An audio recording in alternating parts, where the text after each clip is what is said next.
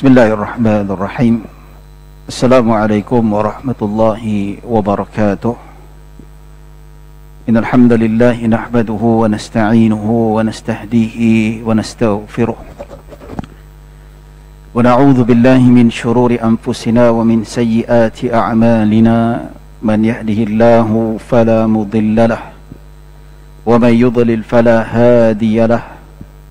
أشهد أن لا إله إلا الله وحده لا شريك له وأشهد أن سيدنا محمدا عبده ورسوله اللهم صل وسلم وزد وبارك على سيدنا محمد عبدك ورسولك النبي الأمي وعلى آله وصحبه أجمعين سبحانك لا علم لنا إلا ما علمتنا إنك أنت العليم الحكيم Rabbi syrah li sadri wa yassir li amri wahlul 'uqdatan min lisani yafqahu qawli amma ba'd. Alhamdulillah thumma alhamdulillah. Terima kasih diucapkan kepada pihak Masjid Tuanku Mizan Zainal Abidin, tuan-tuan yang dirahmati Allah Subhanahu wa taala.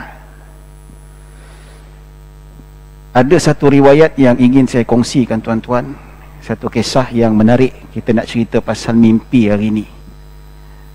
Ada satu riwayat yang diriwayatkan oleh ulama terkenal, namanya Al-Imam Ar-Rabi' bin Sulaiman Al-Muradi. Siapa Imam Ar-Rabi' ini? Dia anak murid kanan kepada Al-Imam Asy-Syafi'i. Ulama mazhab kita, dia ada anak murid dia yang sangat rapat. Anak murid Imam Syafi'i ini terlalu ramai, tapi yang paling rapat ada. Antaranya nama imam ni Imam Ar-Rabi' ataupun Rabi' bin Sulaiman Al-Muradi. Dia kata, satu riwayat Imam Syafi'i cerita dekat dia, dahamani fi hadhil ayyam amrum amaddani wa alamani. Dia kata satu hari, dia kata ada perkara yang menimpa diri aku.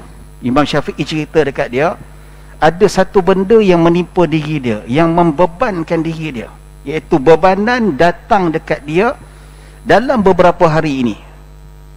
Dia ceritalah, dulu, zaman dulu aku ditimpa kesusahan, aku ditimpa musibah yang sangat dahsyat, yang mana dia kata walam yutalli alayya ghairullah, walam yutalli alayya ghairullah, dan aku tidak mendapati jalan keluar untuk menyelesaikan masalah ini. Dia kata dia runsing dengan perkara yang susah, benda yang musibah datang menimpa dia, dan dia mendapati tidak ada cara ataupun jalan yang lebih baik untuk keluar daripada masalah ini, melainkan dia sendiri bergantung pada Allah Subhanahu wa taala. Nah, itulah maksudnya, dah buntu dah kepala dah, macam kita dah tak tahu nak buat apa. Apakah jalan penyelesaian yang terbaik yang boleh menyelesaikan masalah ni? Kadang-kadang putus asa. Itu biasalah manusia, tuan-tuan. Dan Imam Syafi'i kata lagi, falamma kana al-barihatu atani atin fi manami. Dia kata satu hari kemudian selepas itu, ada ketika aku tidur, aku bermimpi seseorang datang kepada aku. Siapa yang datang tu? Wallahu a'lam. Imam Syafi'i tak sebut. Dia kata ketika musim dia dalam kepayahan, ujian daripada Allah Subhanahu wa taala, datang seseorang dalam mimpi dia. Siapa? Wallahu a'lam. Kita tak tahu, hanya Imam Syafi'i saja yang tahu. Dia kata faqala, kemudian orang lelaki dalam mimpi itu bagi tahu dekat dia, panggil nama dia, ya Muhammad bin Idris. Wahai Muhammad bin Idris. Itu nama dia. Imam kita, Imam Syafi'i ini, Asy-Syafi'i itu dia punya gelaran dia. Sebab apa? Bin kepada moyang dia, Syafi', Asy-Syafi'i. Nama betul dia Muhammad, bin kepada siapa? Idris. Itu Muhammad bin Idris, itu nama penuh Imam Syafi'i. Jadi lelaki dalam mimpi itu dia menyahut, dia panggil nama penuh Imam Syafi'i, ya Muhammad bin Idris. Dia kata, qul Allahumma inni la amliku li nafsi darran wala naf'an wala mautan wala hayatan wala nusyura wala astati'u an akhudha illa ma a'taitani wala attaqi illa ma waqaitani. Allahumma fawafiqni lima tuhibbu wa tarda minal qawli wal amali fi afiyatin. Ya, lelaki itu datang, panggil nama dia, wahai Muhammad, kau baca doa ni. yang saya bacakan tadi tuan-tuan. Allahumma, ya, la amliku li nafsi darran wala naf'a wala mauta wala nusyura, sampai habis. Ya. Baik, lepas tu tuan-tuan dia pun sadar. Imam Syafi'i kata, falamma an asbahtu a'adtu dhalika falamma tarahala an-naharu a'tani Allahu tilbati atau talabati. Dia kata apabila bangun pagi dia ingat doa tu tuan-tuan, kemudian dia baca doa tu. Dia baca doa tu tuan-tuan, pada waktu siang dia baca. Lepas dia baca doa tu tuan-tuan, Allah memperkenankan segala permintaan aku dengan baca yang didoa yang dia dapat dalam mimpi ni tuan-tuan. Ya, wasahhalali al-khalasa mimma kuntu fihi, dan dengan berkat doa yang aku baca tadi tu, Allahumma la amliku li nafsi darra wala naf'a wala mauta wala hayata, Allah mempermudahkan urusan untuk aku terlepas daripada masalah yang aku lalui. Nampak? Dia baca doa ni, Imam Syafi'i kata, lepas aku baca doa ni, Allah perkenankan permintaan aku. Kedua, dan Allah membebaskan aku daripada belenggu masalah yang aku lalui ni tuan-tuan. Ya. Kemudian kata Imam Syafi'i pada anak murid dia, fa'alaikum bihadhi da'awat fala tughfilu anha. Hendaklah kamu beramal dengan doa ni dan jangan kamu lalai.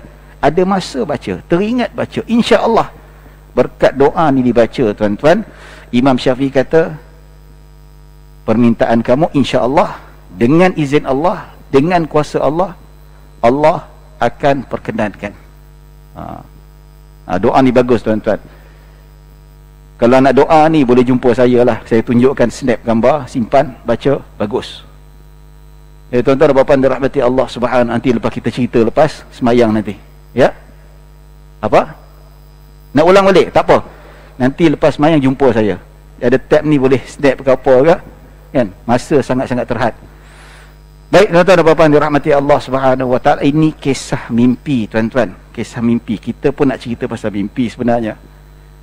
Baru-baru ni polis tangkap satu kumpulan namanya PMYT. Perjalanan mimpi yang terakhir. Ada seorang perempuan umur hampir 40 kena tangkap polis. Kita duk dengar dia punya mimpi tu macam-macam cerita lah tuan-tuan. Ya. Dan bila kita tengok komen-komen kat bawah tu, ada yang percaya. Weh, takutnya, oh ini petanda akhir zaman. Dia kata jumpa mimpi Allah Subhanahu wa taala. Dia mimpi pasal vaksin pun dia cerita macam-macam lah tuan-tuan. Boleh cari kat internet lah. Boleh dengar, boleh ambil, tetapi jangan duk percaya. Jangan duk percaya cepat-cepat. Benda ni memang menyesatkan. Jadi bila kita nak cerita ni, ada orang tanya dekat saya, Ustaz, macam mana mimpi ni? Mimpi ni adakah dia diterima oleh syarak itu sendiri? Adakah mimpi itu merupakan satu perkara yang boleh diterima tuan-tuan? Tapi bila kita tengok realiti zaman sekarang ni, banyak individu tertentu, banyak kelompok-kelompok tertentu mengambil kesempatan atas nama mimpi. Mengambil kesempatan untuk kebaikan yang ada didakwa melalui mimpi untuk membenarkan satu kebenaran. Anti vaksin, dia nak kata vaksin tak bagus, dia kata anak ada mimpi. Jumpa Rasulullah, Rasulullah tak bagi ambil vaksin. Payah macam ni tuan-tuan. Cuma dari segi sudut tuan-tuan, ulama ada letak dhawabit. Ulama ada letak piawaian-piawaian. Ataupun ulama ada letak perimeter-perimeter macam mana kita nak terima sesuatu mimpi itu. Boleh terima atau tidak. Antara mimpi yang kita boleh terima, mimpi Imam Asy-Syafi'i radhiyallahu anhu. Sebab dia termasuk dalam kategori ru'ya salihah. Mimpi yang benar. Mimpi yang terhasil daripada orang yang saleh. Orang yang beramal. Itu. Dan diiktiraf keilmuannya, keulamaan dia itu, kesarjanaannya, kesolehannya itu diiktiraf oleh ulama zaman berzaman. Dan bila disebut tentang mimpi ni tuan-tuan, ulama adalah tak boleh serima terban macam tu saja. Ya. Dan mimpi ni tuan-tuan tidak boleh menjadi hujah syarak. Dulu ada syekh-syekh, yalah syekh-syekh tarikat yang sesat. Bukan semua syarikat Bukan semua tarikat sesat. Ada yang benar, ada ikut jalan yang betul. Ada dia kata hadis ni hadis palsu, ulama hadis kata hadis ni palsu. Tiba-tiba dia kata aku mimpi jumpa Rasulullah, Rasulullah kata hadis ni sahih. Oh, payah macam tu. Kalau mimpi boleh jadi hujah, tuan-tuan, habislah segala disiplin ilmu yang ada ni, tuan-tuan. Terutama disiplin ilmu berkaitan dengan pengajian Islam ni, habis, runtuh macam tu saja. So kita hati-hati, tuan-tuan. Ini gejala yang baru sampai polis duk tangkap dia, buat hasutan, mengganggu keamanan manusia melalui media sosial. Jabatan agama pun bersedia nak tangkap, nak buat penguatkuasaan. Polis dah tangkap dulu. Pejabat mufti pun start boleh keluarkan fatwa kesesatan, perkara-perkara yang boleh mengganggu gugat akidah manusia itu sendiri dengan dakwaan mimpi. Dan bila kita nak kata mimpi ni, tuan-tuan, ada yang Nabi SAW sebut dalam satu hadis. Nabi SAW sebut dalam hadis mengatakan bahawa ru'yal mu'min juz'un min 46 juz'an minan nubuwah. Nabi kata sesungguhnya mimpi orang yang beriman, maksudnya orang yang sempurna iman dia, ia merupakan salah satu daripada pecahan 46 tanda kenabian. Dan dalam riwayat Ibnu Umar yang diriwayatkan oleh Imam Muslim rahimahullahu ta'ala, Nabi SAW bersabda, ar-ru'ya as-salihah juz'un min 70 juz'an minan nubuwah. Nabi kata mimpi yang saleh, mimpi yang benar, mimpi yang tidak bohong merupakan salah satu daripada pecahan, 70 pecahan tanda kenabian ataupun 70 kenabian. Maksudnya ada mimpi yang saleh, ada mimpi yang benar, ada mimpi yang boleh kita terima, dan ada mimpi yang kita boleh beramal.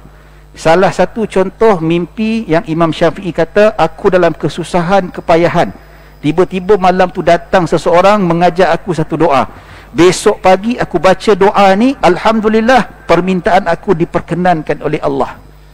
Dan tak cukup itu juga, kesusahan yang aku lalui beberapa hari ini Allah lenyapkan. Nampak?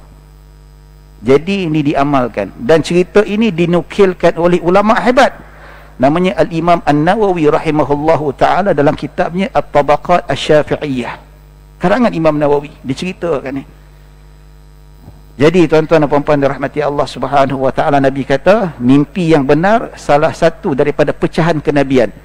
Maksudnya umat Islam di kalangan kita ada yang dapat mimpi yang benar sebagai tanda kenabian. Bukanlah berbaan dia mimpi tu benar, tuan-tuan, apa jadi dia tu Nabi. Tidak. Maksud tanda kenabian tu maksudnya mimpinya benar. Yang mana mimpi Nabi ni tak ada yang dibohongi, tak ada yang pembohong. Apa sahaja yang datang daripada Nabi, mimpi Nabi itu benar belaka. Tapi bila kita mimpi ni, tuan-tuan, tak semestinya benar. Sebab apa? Kita bukan Nabi, kita bukan Rasul, dan kita bukan satu perkara yang ada kesempurnaan, kemaksuman seperti Nabi SAW. Jadi tuan-tuan dan puan-puan dirahmati Allah Subhanahu wa ta'ala, dalam erti kata yang lain, pembahagian mimpi pada manusia biasa, dalam konteks kita manusia biasa ni, ada 3 jenis mimpi yang mana disebutkan oleh Nabi SAW, ya, dalam hadis yang sahih yang diriwayatkan oleh Al-Imam Al-Bukhari dan Muslim. Dia kata bahawa mimpi ni ada 3.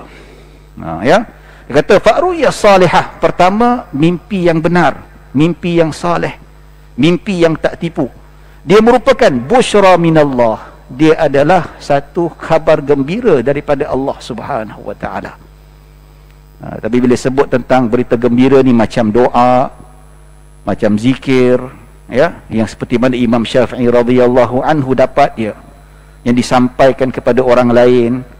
Dia mimpi, dalam mimpi itu dia mimpi dia dapat kahwin dengan puteri yang cantik. Itu bukan betul, ya. Dan kedua disebutkan wa ru'ya tahzidun minasyaitan. Kedua mimpi datang daripada syaitan, bertujuan untuk membuat anak Adam rasa sedih, rasa takut. Ini mimpi daripada syaitan. Dia suka nak takut-takutkan kita. Dan dalam hadis Nabi SAW, jikalau kamu mimpi keburukan, Nabi kata jangan cerita kat orang lain. Bangun, baca a'udzubillahi minasyaitan, ta'awudz 3 kali, lepas tu tiup, 3 kali. InsyaAllah kita akan dielakkan daripada mimpi buruk ataupun mimpi ngeri. Dan kedua, wa ru'ya mimma yuhaddithul mar'u nafsahu. Ya. Nabi kata mimpi yang ketiga iaitu mimpi yang terkesan daripada dirinya sendiri. Duk siang tadi dia kata daripada pagi tadi 2-3 hari ni duk berkenan nak makan kebab. Nak makan kebab, nak pergi tak boleh, PKP. Kawasan dia tak ada, nak beli kebab kena pergi rentas negeri. Kalau nak beli Grab tak boleh hantar, jauh sangat. Kalau hantar pun kena bayar dia punya yuran nak hantar tu. Tak berbaloi katanya. Satu shawarma tu boleh sampai RM50. Duk teringat. Bila tengok PM kita kata boleh dah masuk fasa 2, dia pun pergi cabut naik motor pergi beli kebab. Tapi sebelum dah dapat kebab tu duk teringin sampai bawa dalam mimpi. Tu dia. Itu pun dia juga Nabi kata kesan daripada keinginan diri, diperkatakan oleh dirinya sampai terkesan bawa ke dalam minda, bawa kepada mimpi. Itu pun dia juga Nabi kata macam tu. Ya. Tapi yang Nabi kata mimpi yang benar, ru'ya as-salihah. Mimpi yang benar, mimpi yang Allah nak bagi tahu ada benda yang akan berlaku, benda yang baik. Dan ada juga berita yang buruk juga Allah bagi tahu dalam mimpi. Ini ada dhabit-dhabit, ada cara-cara yang bagaimana Allah Subhanahu wa taala nak bagi tahu, dan ada piawaian-piawaian yang telah ditetapkan oleh para ulama. Ya, antara saya nak kongsikanlah. Nak kongsikan, dia kata antaranya ulama daripada Mauritania. Saya dengar dia punya satu ceramah dalam YouTube, dia cerita pasal mimpi. Dia kata cara kita nak tahu mimpi kita tu benar ataupun tidak, pertama, mimpi itu berlaku dalam keadaan yang tidak masuk akal. Kita bangun tidur, kita ingat mimpi ni tak masuk akal. Macam saya pernah mimpi, saya masuk dalam swimming pool, saya jumpa kawan saya tengah menyelam dalam swimming pool, nampak kawan saya pun menyelam. Saya jumpa dia, saya bagi salam, Assalamualaikum. Lepas tu berborak dalam swimming pool, bukan permukaan, dalam air tu. Oi, tak masuk akal tuan-tuan. Dia berborak lama pula tu. Oi, panjang betul nafas saya ni. Ya.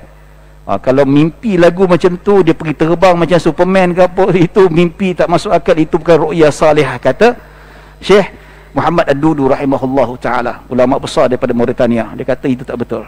Dan kedua, dia kata mengikut penghayatan ulama, antara mimpi yang tak benar, kalau kita bangun daripada mimpi tu, iaitu mimpi tu kita tak ingat apa kita mimpi malam tadi.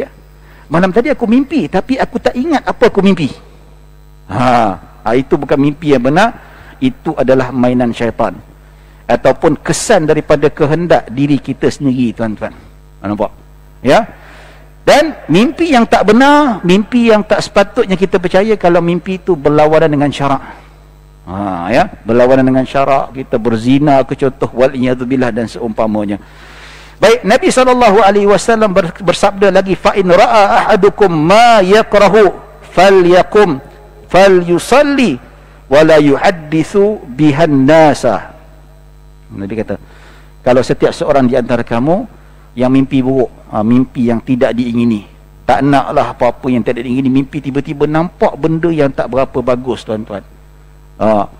Jadi Nabi kata hendaklah dibangkit, sedar-sedar, jangan duk terus tidur, bangun sedar. Nabi kata falyusalli, salat 2 rakaat, pergi wuduk, berwuduk, salat 2 rakaat. Termasuklah doa sekali, ya Allah, elakkan aku daripada apa yang aku mimpi. Tak nak berlaku macam ni. Ya. Saya pernah mimpi, tuan-tuan. Dalam mimpi tu kita nampak orang yang kita sayangi ada ditimpa malapetaka. Kita teringat hadis ni. Tok Guru cakap, bangun tidur jangan sekadar takut. Saya ingat hadis ni, terus bangun, ambil wuduk, solat 2 rakaat, doa. Alhamdulillah setakat ni tak berlaku lah, tuan-tuan. Minta-minta supaya Allah lindungi daripada apa yang saya mimpi. Begitu juga, tuan-tuan, cara yang Nabi SAW ajar. Dan Nabi kata lagi, wala yuhaddith bihan nasa, jangan kamu duk cerita ke orang lain. Jangan ceritakan. Nabi tak kasih cerita, adab. Ini adab kita bermimpi, kita jangan cerita kan. Dengan isteri kita pun jangan cerita, nanti dia lagi risau. Itu antara hikmahnya. Elok-elok bangun pagi, dia masak nasi goreng, kita jumpa dia, nasi goreng pun tak siap masak lagi. Malam tadi abang mimpi macam ni lah. Terus nasi goreng jadi nasi bubur, tuan-tuan. Kempunan kita. Jadi benda-benda macam ni Nabi jangan cerita. Dan Nabi kata juga, kalau mimpi yang baik pun Nabi kata jangan beritahu semua. Nabi kata bahawa ar-ru'ya al-hasanah minallah. Kalau mimpi yang baik, dalam mimpi-mimpi tu tidaklah berlawanan dengan hukum akal. Dia dapat duit, dapat apa, dapat ini. Alhamdulillah. Tiba-tiba ada orang kaya bagi 1 juta, kita balik, kita jadi kaya, buat rumah. Tak apa. Itu mimpi yang baik. Nabi kata, fa idza ra'a ahadukum ma yuhibbu fala yuhaddits bihi illa ma yuhib. Dia kata kalau dia nampak dalam mimpi tu mimpi yang dia suka, nikmat baik, berita baik, bukan berita buruk, Nabi kata hendaklah dia bercerita, cakap, kongsikan pada orang lain.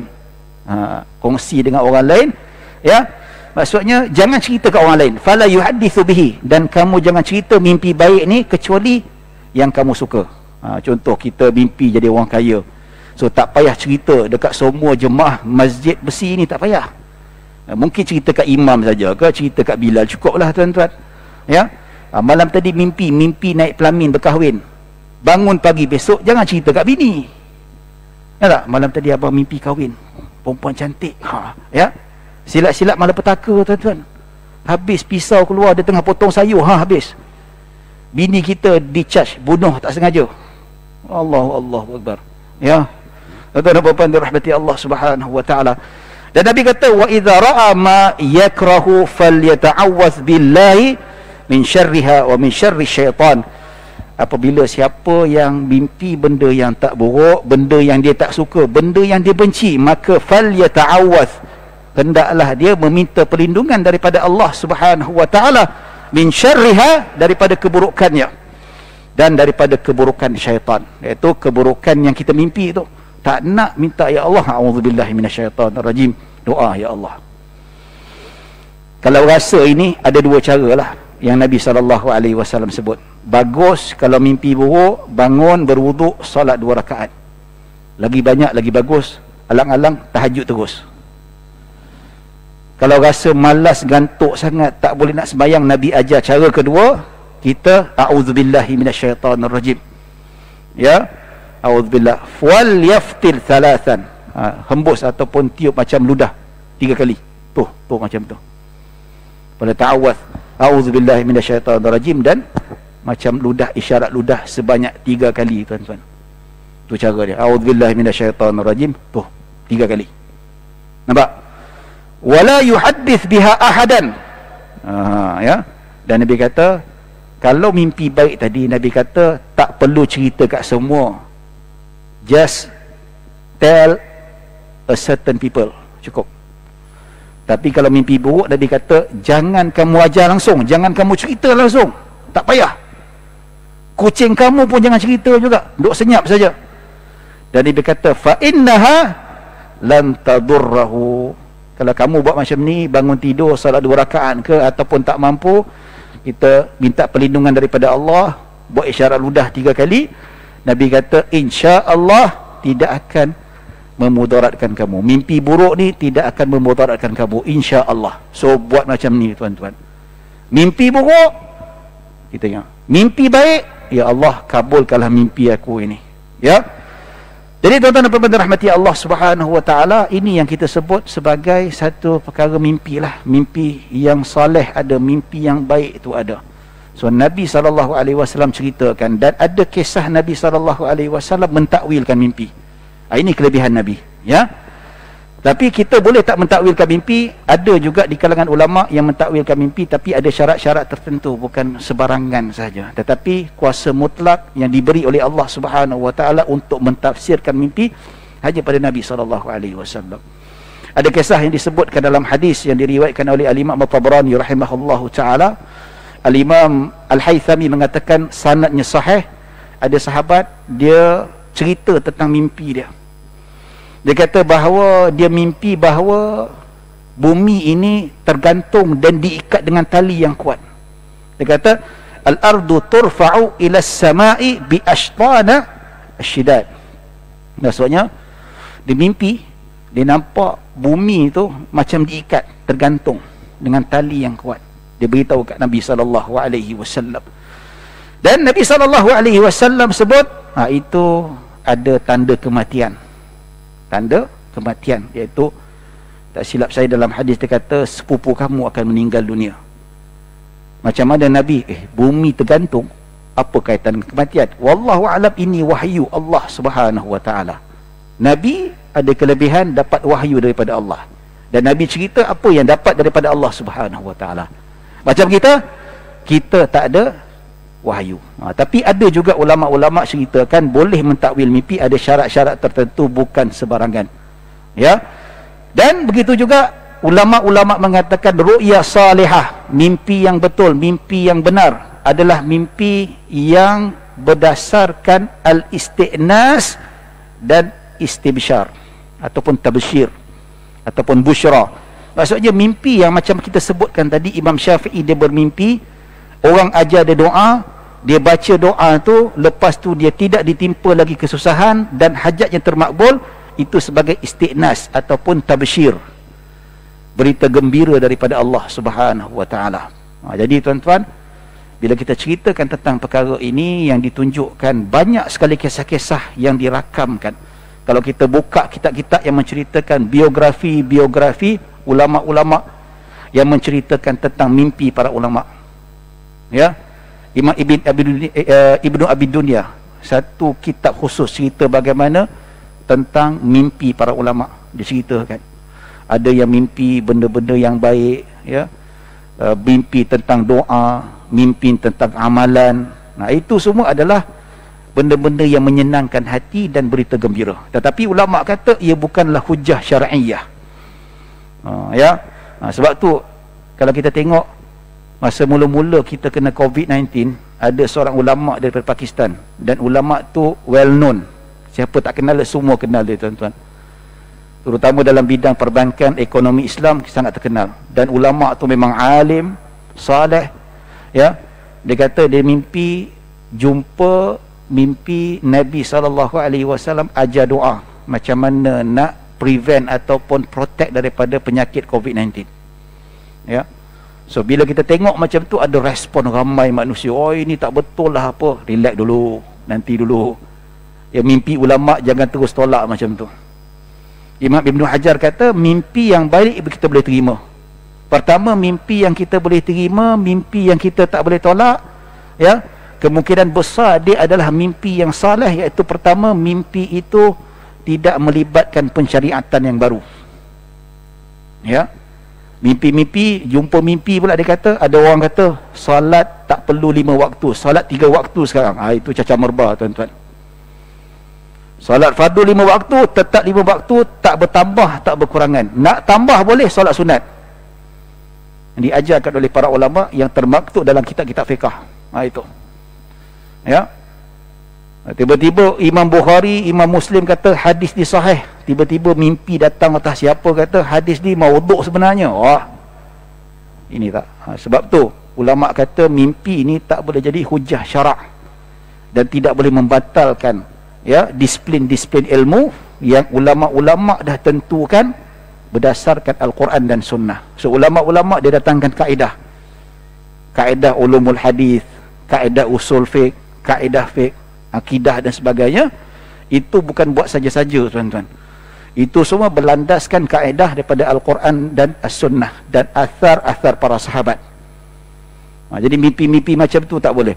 So ada yang mimpi kata tak boleh ambil vaksin, yang mimpi perjalanan terakhir, dia kata dunia ni kiamat tak lama lagi. Ini semua bertentangan dengan akidah dan syarak. Sedangkan urusan bila kiamat, ya, adalah hanya kuncinya Allah Subhanahu wa taala yang tahu. Nabi sendiri pun tak tahu. Sedangkan ada sahabat tanya, wahai Rasulullah, bilakah hari kiamat? Ya. Nabi tak kata bila hari kiamat. Nabi sebut tanda-tanda dia. Banyaklah tanda-tanda dia akan dekatnya hari kiamat.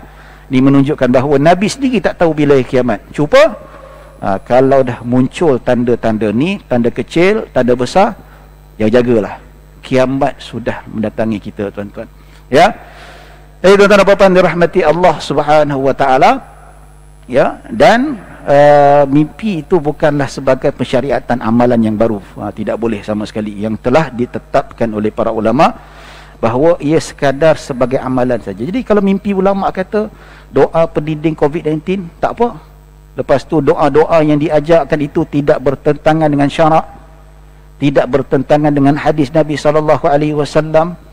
Tapi kalau doa yang diajar tu bertentangan dengan syarak, ada unsur-unsur syirik ke apa ke, itu tak boleh lah. Tapi doa yang baik kita amal. Dan apabila disebut tentang mimpi orang saleh ni, dia tak wajib diterima. So pilihan kita.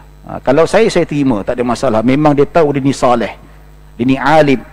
Dia iktiraf bukan kealiman tu, yang mengiktirafnya bukan orang biasa-biasa, orang yang hebat-hebat, kita boleh terima. Dan ada yang tak nak terima, tak apa, saya tak beramal, no problem. Sebab dia bukan hujah syarak, dia bukan benda yang wajib mesti diamalkan. Tetapi nak menolak kena berhati-hati. Tapi kalau kita nampak ajaran-ajaran pelik tiba-tiba tu, kita pun jangan mudah percaya. Ya, orang kita ni bila datang daripada wala alim, cepat-cepat tolak. Nak kalau ulama bukan aliran dia, dia tolak sungguh. Bid'ah lah, apalah benda yang ni. Tapi datang perjalanan mimpi yang terakhir, cepat pula terima.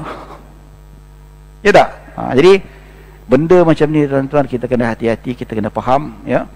Yang mana, yalah, saya sengaja bacakan kisah ataupun cerita bagaimana Nabi SAW, Imam Syafi'i, dia mimpi seperti mana diriwayatkan dalam Tabaqat Asy-Syafi'iyah yang dikarang oleh Imam Nawawi rahimahullahu taala, riwayat Imam Ar-Rabi'. Imam Syafi'i sendiri yang dapat mimpi tentang doa tu. Dia dapat doa tu daripada mimpi, dan kemudian dia beramal, dan ternyata memberi kesan yang sangat baik dan positif. Bahkan dalam riwayat itu dia minta, dia suruh anak-anak murid dia hendaklah melazimi doa tu. Ya. Jadi tuan-tuan dan puan-puan dirahmati Allah Subhanahu wa taala, pengajaran daripada mimpi Al-Imam Asy-Syafi'i, tuan-tuan, maksudnya tidak semua mimpi itu boleh ditolak. Ya. Tidak semestinya benda itu benda yang boleh ditolak dengan semena-menanya. Dan untuk menerima mimpi itu, dia memerlukan hati-hati jugalah. Tengok orang yang kita mimpi tu. Sebab apa, bila kita tengok ajaran perjalanan mimpi yang terakhir tu, ramai pula yang percaya tu. Dia buat live tu, tuan-tuan, pengikut dia ramai, soal jawab. Macam duk ulama bercakap, orang soal jawab. Padahal dia tu cakap tak apa-apa dah, tuan-tuan. Mendakwa mimpi Allah Subhanahu wa taala, mendakwa itu, mendakwa ini yang bertentangan dengan syarak, tuan-tuan. Ya. Baik, tuan-tuan dan puan-puan dirahmati Allah Subhanahu wa taala. Ya, jadi kita pun masa pun habis, dekat 1:07 minit, azan pun tak lama lagi. Ya, banyak lagi nak cerita sebenarnya kisah mimpi ni. Tapi waktu yang sangat terhad, paling tak pun kita menerangkan apa yang penting dan untuk pegangan kita dan pengajaran bagi kita. Jadi setakat itu saja yang dapat saya sampaikan. Mohon maaf kalau ada salah silap, kalau ada kekurangan. Yang baik hanya daripada Allah Subhanahu wa taala. Kurang kesilapan datang daripada diri saya sendiri. Aqulu qawli hadza wa astaghfirullahal azim li wa lakum. ولسائر المسلمين والمسلمات والمؤمنين والمؤمنات السلام عليكم. اللهم اجعل جمعنا هذا جمع مرحوما وتفرقنا من بعد تفرقا معصوما. اللهم لا تدع في مقامنا هذا ذنبا الا غفرته ولا هما الا فرجته ولا دينا الا قضيته ولا مريضا الا شفيته ولا حاجة من حوائج الدنيا والآخرة الا قضيتها يا رب العالمين. صلى الله على سيدنا محمد وعلى آله وصحبه وسلم. الحمد لله رب العالمين.